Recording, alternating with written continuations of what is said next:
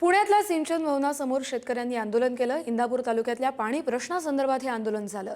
खडकवासला कालव्यातून पाणी मिळत नाहीये, त्यामुळे आंदोलन पुकारलं गेलं। अधिकाऱ्यांच्या चुकीमुळे पाणी मिळत नसल्याचा आंदोलकांनी यावेळी आरोप केला। कृषी मंत्री दत्तात्रय भरणे आणि शेतकरी यांच्यातील चर्चा मात्र त्यानंतर फिसकटली। 4 तारखेपर्यंत पाणी सोडण्याच्या आश्वासनानंतर देखील शेतकरी आंदोलनावर ठाम आहेत। पाणी आजच सोडावं यावर शेतकरी आक्रमक आहेत। पाणी सोडल्याशिवाय आंदोलन मागे घेणार नाही असा पवित्रा त्यांनी घेतलाय। कृषी मंत्री दत्तात्रय भरणे यांचे चिरंजीव श्रीराज भरणे देखील आंदोलनात सहभागी झालेत। शासनामधले सगळे पदाधिकारी म्हणतात पाणी देत आम्ही देणार आहोत, मग आम्हाला पाणी काय मिळत नाही। मग हे लोकांना इथे यायची काय गरज आहे?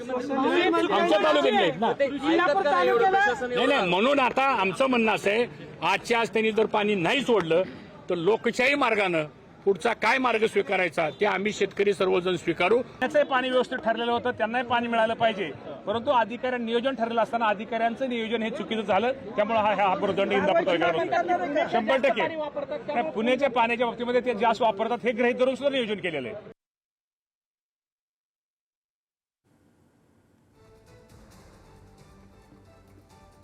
ठरलेलं होतं, त्यांनाही पाणी मिळालं पाहिजे, परंतु अधिकाऱ्यांनी नियोजन ठरलेलं असताना अधिकाऱ्यांचं नियोजन हे चुकीचं झालं, त्यामुळे हा प्रदंड इंदापूर तालुक्यात 100%। पुण्याच्या पाण्याच्या बाबतीमध्ये ते जास्त वापरतात हे गृहीत धरून सुद्धा नियोजन केलेलं आहे।